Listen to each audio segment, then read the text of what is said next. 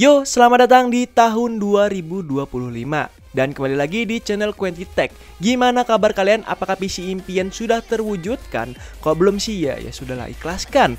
Jadi di video kali ini kita akan merakit PC lagi nih, yaitu dengan budget 7 jutaan lebih dikit. Yang dimana PC ini mempunyai tampilan yang sangar, begitupun dengan performanya. Ya kali tampilannya sangar, di dalamnya bocah ingusan. Yang dimana PC hitam sangar ini lebih dikhususkan untuk ke konten kreator dan kerjaan, baik itu rendering, editing, maupun streaming. Tapi nggak cuma itu aja, karena PC ini juga udah bisa mainin game-game kekinian dengan grafik yang memukau di rata kanan 60 FPS. Itu udah terjamin, dan langsung aja kita ke inti dari video ini.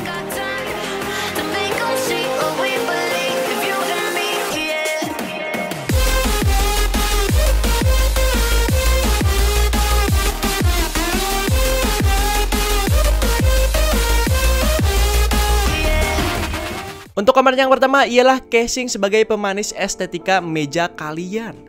Tapi kan ini warnanya hitam bang, ya hitam manis gitu.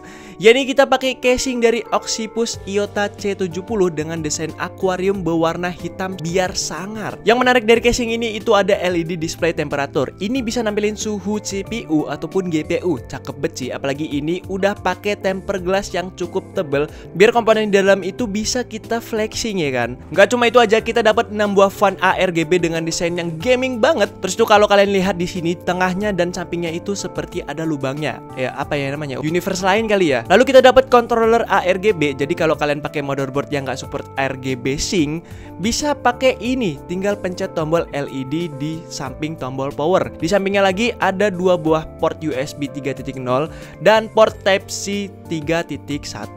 Dan karena casing ini ukurannya ATX, dia bisa menampung semua komponen-komponen yang ukurannya ATX. Motherboard ATX, PSU ATX, VGA triple fan, radiator 360 mm, itu semua bisa dah. Buat perkabelannya nggak usah ditanya ya, yang pasti lega. Dan buat maintenance pun gampang, karena sistem lepas pasangnya yang nggak perlu pakai baut. Ya ada sih, cuman buat penyangga aja. Itu pun cuman satu, dilepas pun nggak masalah. Terus untuk filter udaranya nih, udah full magnet. Mau di atas, bawah, samping itu pada pakai magnet. Dan untuk harga dari casing secuakep ini ada di 1,1 jutaan, udah bisa mempercantik tampilan setup PC gahar kalian. Selanjutnya yaitu motherboard dari Gigabyte B550M dengan soket AMD AM4.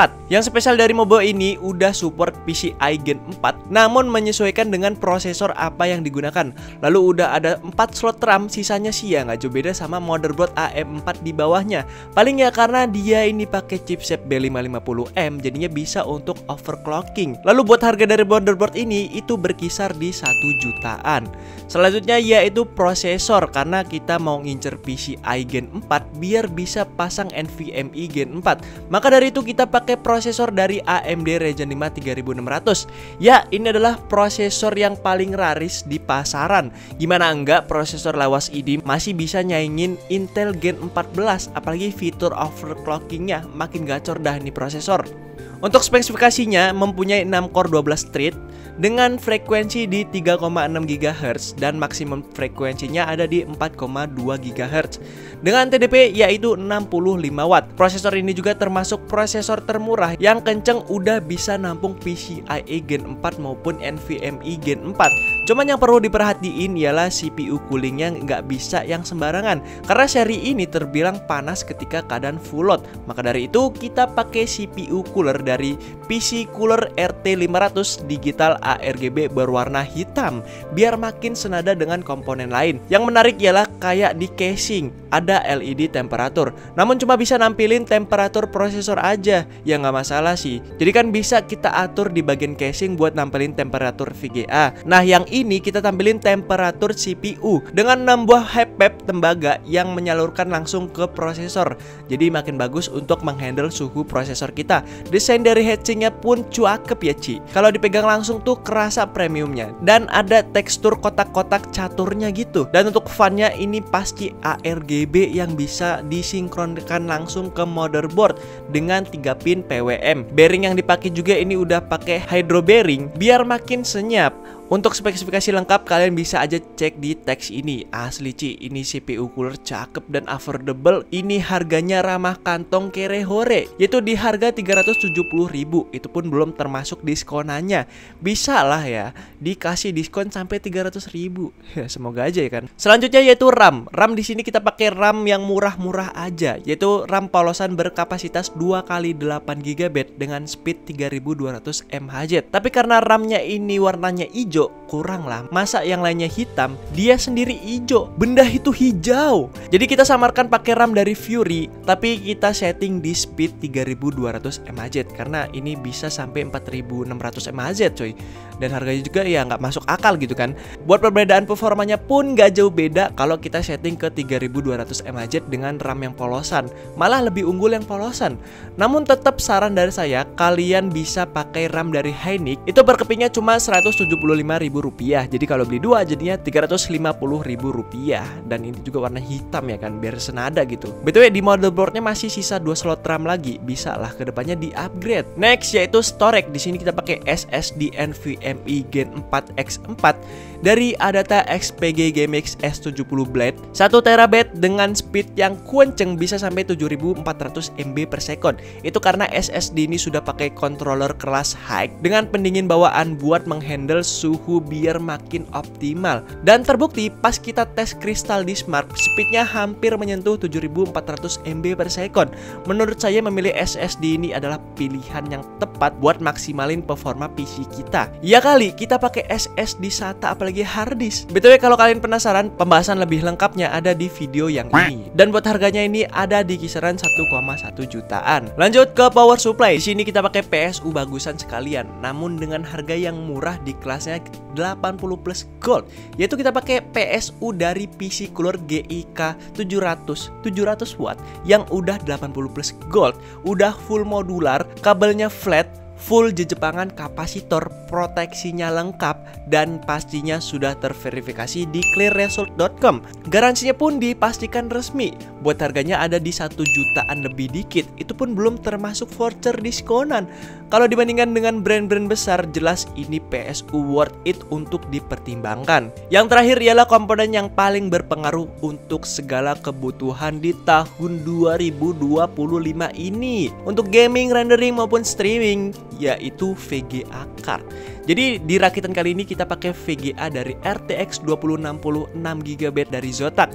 Ya sebenarnya sih masih ada opsi lain selain VGA ini, tapi karena kita tuh ngincernya buat kebutuhan konten kreator, maka dari itu kita pakein dari Nvidia seri RTX. Ya walaupun seri RTX lawas, tapi ini udah lebih dari cukup buat ngedit 1080p render maupun streaming di 1080p. Buat performa gamingnya juga ini udah bisa ngaktifin ray tracing, walaupun nggak sebagus RTX 3000 series maupun 4000 series, tapi ya seenggaknya dia masih bisa nyaingin si RTX 3050 ya kan, dengan harga yang lebih terjangkau di 2 jutaan. Menurut saya ini VGA masih worth dipakai. Tapi kalau lebih ngincer buat performa gaming, jelas memilih AMD yang paling bijak. Oh ya, VGA ini punya TDP 160 watt, disuplai 1x8 pin power dengan minimum PSU nya di 500 watt. Jadi harus dipertimbangkan lagi buat milih PSU. Baguslah kita pakai PSU yang bagusan. Lebih baik spend money di PSU daripada yang lain. Ini semua demi keawetan komponen kita di masa mendatang. Siapa tahu kan PC yang kalian rakit dengan keringat sendiri itu bisa diwariskan hingga 7 turunan. Nah, jadi itu dia untuk komponen yang kita gunakan pada rakitan kali ini dengan total harga yaitu di Rp7.312.000. Itu pun harus di mix dengan komponen bekas buat mangkas budget. Dan kalau dihitung-hitung tanpa komponen pendukung, harusnya sih ini bisa kita rakit di harga 5 jutaan aja. Tapi ya spek trondolan gitu kan. Yang penting kan RGB gitu ya, dan sangar ya kan. Yang selanjutnya yaitu kita tes performa dari PC sangar, gahar, ganteng, dan hitam manis mempesona.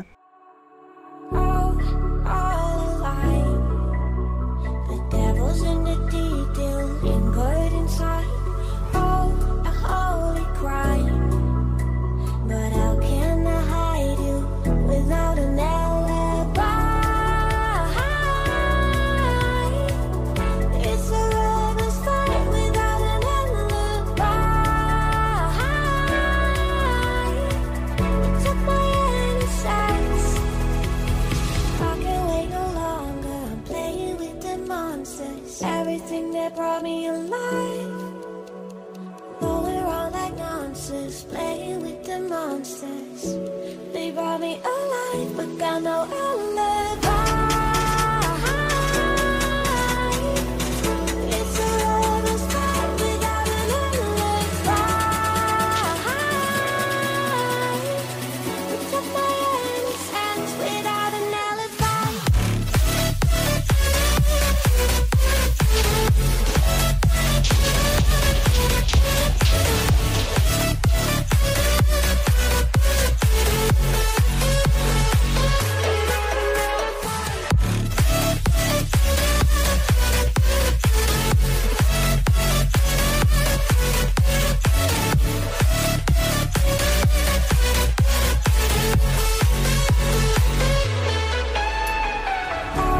Smoking gun, you got me on the run.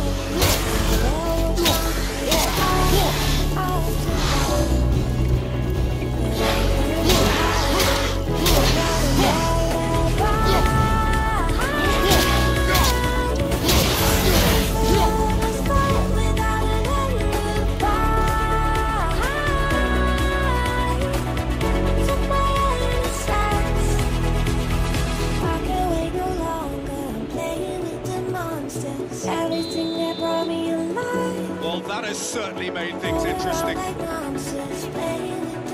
Kovacic. They brought me alive, but got no alibi. It's a lover's fight without an alibi. Took my hands without an alibi.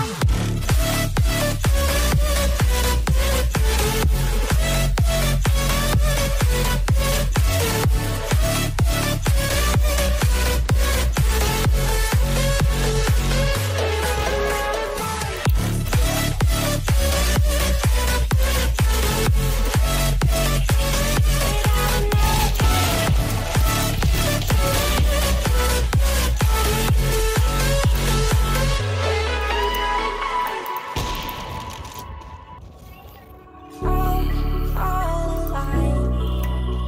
The devil's in the details, good inside. A holy crime, but how can I hide it? Without an alibi. It's a lover's fight without an alibi. Took my innocence. I can't wait no longer. I'm playing with the monsters. Everything that brought me alive. Going around like nonsense. Playing with the monsters. They brought me alive, but got no alibi. It's a lover's fight without an alibi. Took my hands without an alibi.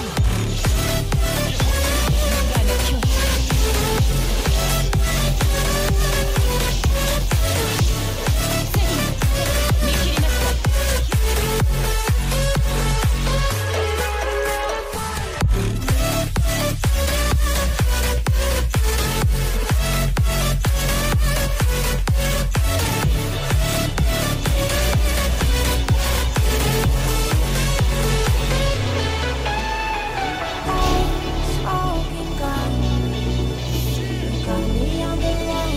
Now there will come us to die. Without being a hiding, without an alibi. It's a lover's fight without an alibi. Took my innocence. I can't wait no longer. I'm playing with the monsters. Everything that brought me alive. Going around like nonsense. Playing with the monsters. They brought me alive, but got no alibi. It's a lover's fight without an alibi. Took my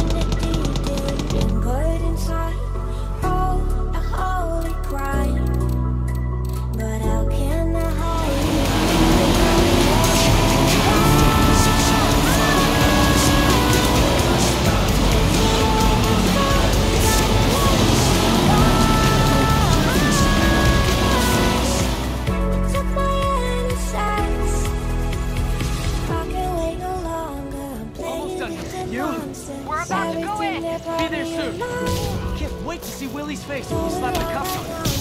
Playing with the monsters. They brought me alive, but got no alibi. Okay, Yuri, hold on. What's happening? Yuri! Yuri! Took my hands without an alibi. New thing, we go quiet.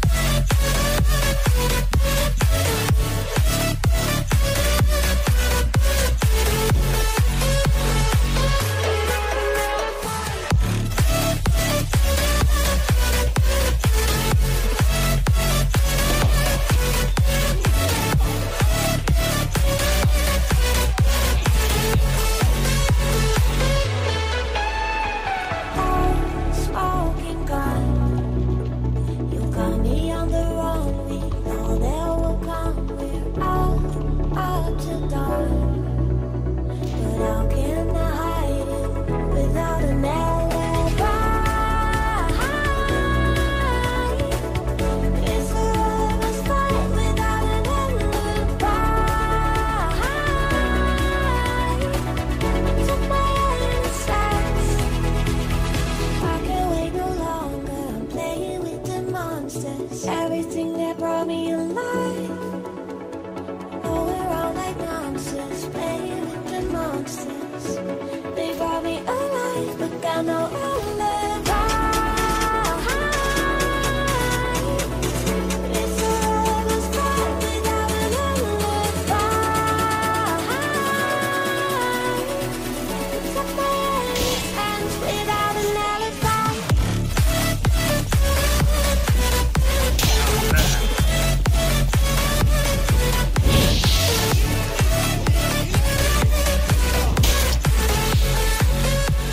Nah, jadi itu dia performa dari PC 7 jutaan kali ini. Gimana menurut kalian? Coba dah tulis di kolom komentar.